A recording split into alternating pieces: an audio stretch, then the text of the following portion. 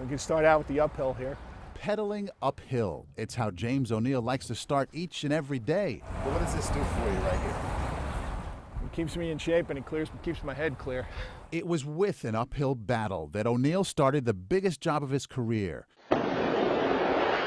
On September 17, 2016, his very first day as commissioner, the New York metropolitan area was rocked by 3 explosions that came to be known as the Chelsea bombings. It's hard to relax in this job. It's 8.5 million people, 36,000 cops. I'm not sure if I've developed that skill yet. But biking here in Central Park, he says, helps. Is that a standard poodle? That's a standard. I had one for 15 and a half years. As does chatting with New Yorkers, most of whom don't recognize the police commissioner, dressed in his bike gear, and he's just fine with that. Bill Bratton, I love the guy. Ray Kelly, I think I'm just a little bit different from them. I try just to do my job and do my best and not get caught up in too much else. Having grown up in Flatbush, Brooklyn, one of 7 siblings, his mom taught him early the importance of humility. She loves all 7 of her children, but we know that we're not the center of the universe. And his dad, the importance of responsibility. One time we were throwing snowballs at the mailman, and my dad made me go down to the post office and apologize. The mailman was shocked. So at some point you think, I got to be a cop. When did that crystallize? Maurice, I have no idea. O'Neill, who doesn't come from your typical cop family, actually worked as an insurance underwriter before joining the force at the age of 25. You have to want to do this job. You can't do this because your dad did it. O'Neill's first precinct command was actually in Central Park. It's like coming home. Yeah, it is. He started out as a transit cop, and it was riding the rails, he says, that reinforced why he was there. You have to do this job because you care about people and you want to make a difference. The first difference O'Neill says he knew he had to make as commissioner, improving community police relations. We need to understand each other better, the cops and the great people of the city. The climate in this country, between the police and communities of color in particular. You have Starbucks, you had the young woman at Yale who was sleeping in her dorm. She was, rousted up.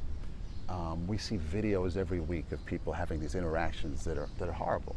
What do you tell people? How do you get through to people who have that suspicion or that sensation, that fear? What do you tell them? To see that, hey, we're human beings too. We want what you want. We want to live in peace. We want to do right by our family. We want to help move society forward. We want to make a difference. And people need to see that with New York City cops. And I think we're not perfect. We're far from perfect. These killer cops have got to go! High-profile cases like that of Eric Garner only reinforce that need. Cops are experiencing real hate in the streets at that point. We saw it firsthand. And a lot of what transpired back in 2014, a lot of it's self-inflicted. Under former Commissioner Bill Bratton, while still chief of the department, O'Neill was instrumental in rolling out what's known as the Neighborhood Policing Program. It makes sure the same officers work in the same neighborhoods on the same shifts, increasing their familiarity with local residents and local problems. The feedback we're getting from the cops and the feedback we're getting from the community, I think we're on our way to something really significant here. It's hard to hate up close. You talk to a cop and you see what he or she is doing each and every day, how they put themselves out there. It's hard to hate up close. Another way he says he wants us to see what his cops are doing, releasing body cam footage despite pushback from the police union. We talk about transparency, we talk about trust, and this is one of the reasons why we went to body-worn cameras, so people could see what we do and how we do it and the difficulties that we face. I think in the long run, it's going to work to our advantage. Use of force data. Why'd you decide to disclose it? If you look at our officer-involved shootings compared to other cities, the rate is tremendously low, and I think we need to do a better job of letting people know that. This is not a police department full of people that mistreat people. With major crimes down, mostly across the board, sex crimes, we've seen a rise over the last chunk of time. Right. Why do you think that is? I think a lot of that has to do with outreach, the Weinstein effect of people coming forward from prior years, reporting crimes. In recent months, the NYPD has been criticized for understaffing its Special Victims Division, which has resulted in a backlog of cases, according to the Department of Investigations. Was it staffed enough? Dermot Shea is the new chief of detectives. He's doing an overview of special victims. We put an additional 20 investigators in there in our interim. So, there's a lot of work being done. It requires constant evaluation. How do you enforce the new rules on marijuana? It sounds tricky to me. It's been a lot of comparisons to marijuana smoking and public consumption of alcohol. People get penalized for public consumption of alcohol. Marijuana arrests are on the decline, according to the most recent data. Still, critics argue that marijuana use is about the same among blacks and whites, but arrest rates don't reflect that.